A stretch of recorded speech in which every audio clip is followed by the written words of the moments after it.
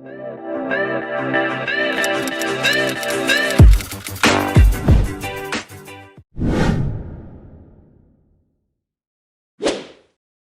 hello everyone, my name is Felix. Welcome to Global AirLearning.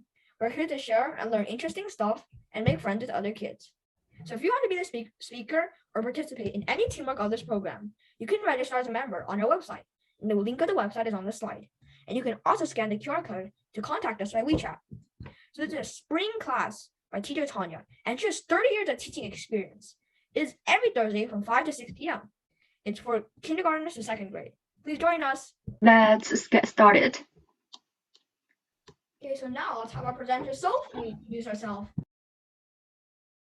Hello everyone, my name is Sophie. I am 9 years old. I'm turning 10. I'm in 4th grade. I like reading, writing, and watching videos and playing video games. Today I'm going to present to you concussion. And I'm presenting this so that you don't get a concussion, and if you do, you know what to do. Okay, let's get started. What is a concussion first? A concussion is a brain injury that affects your brain function. It is a brain bruise because your brain hits your skull and bounces back and hits your skull again. So then your brain gets a bruise. Just like when you get a bruise on your leg or your arm, it hurts. In your brain, it hurts too. It hurts more, and it hurts every day. A concussion is also something that happens when you shake or blow your head too hard or like knock your head very hard. What causes a concussion? As I said, it's when your concussion hits your skull and bounces back. And it happens when you hit a hard thing like the floor or the wall or like metal. It creates a bruise in your brain because it hits your brain. It's when you hit or bump your head like the table or something really hard. Like when I got a concussion, I was running and I tripped and I fell on the ground and hit my head, and then I got a concussion. These are some symptoms and signs of a concussion. So signs of a concussion is disorientation, loss of consciousness, incoherent speech, dazed, risen stare, memory loss, confusion.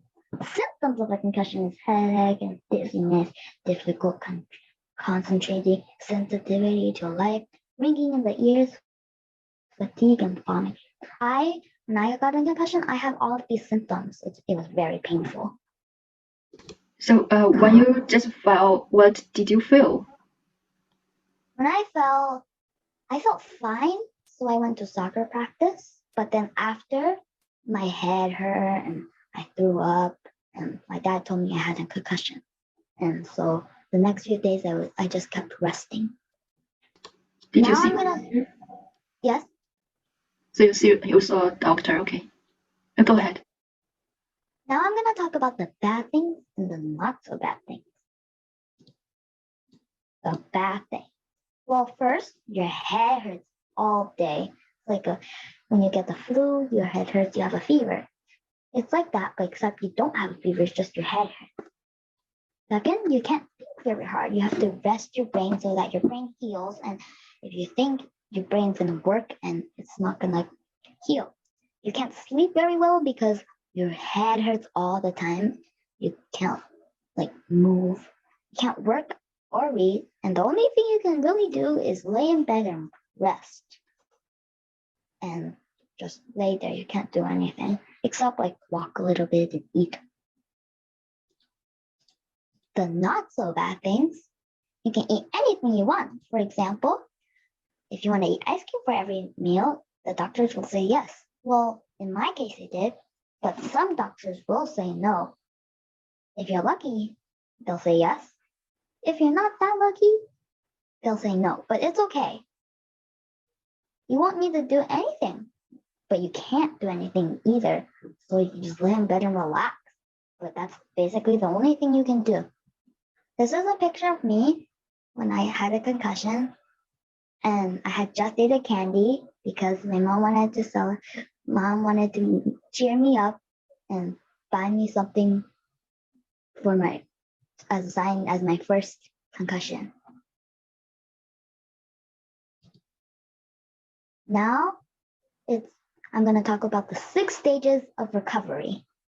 So these are the stages when you're starting to recover.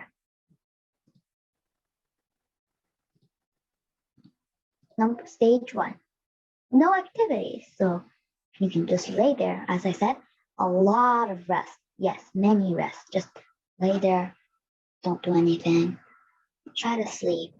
No thinking very hard. So no reading. You can listen to music. Just don't think very hard.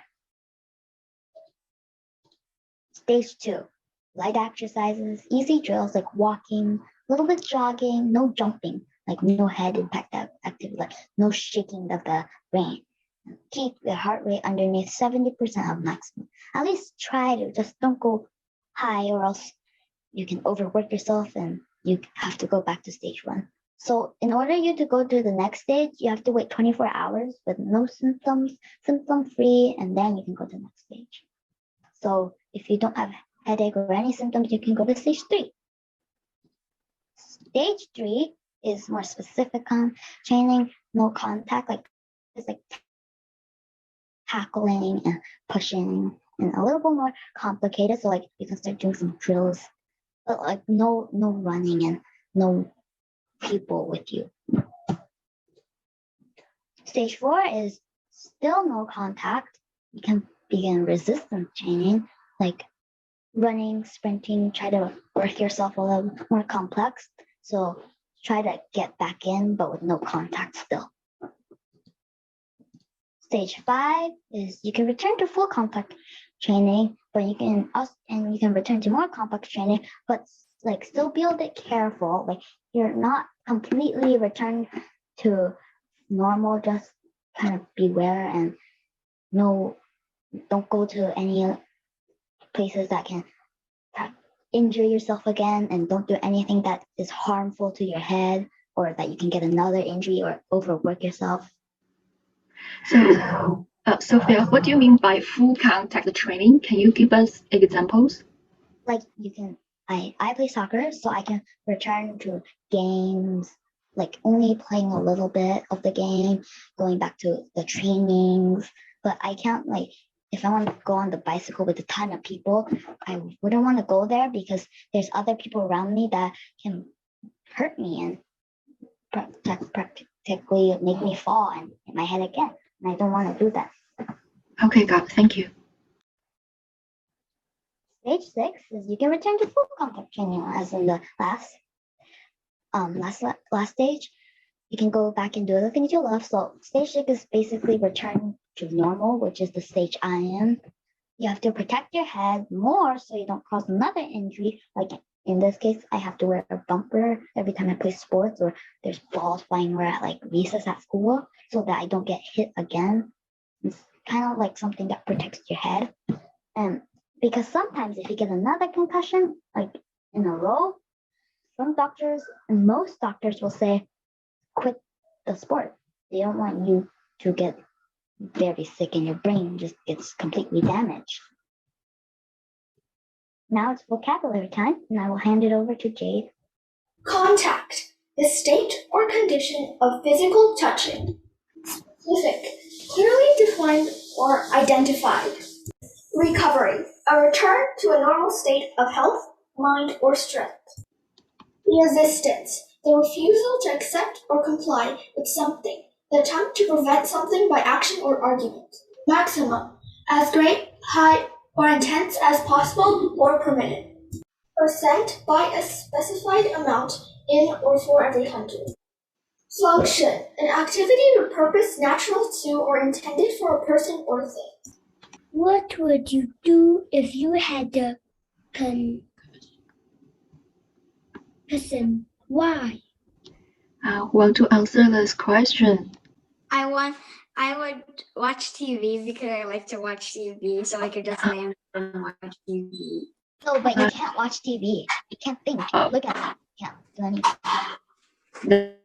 That's too bad. How do you prevent a concussion?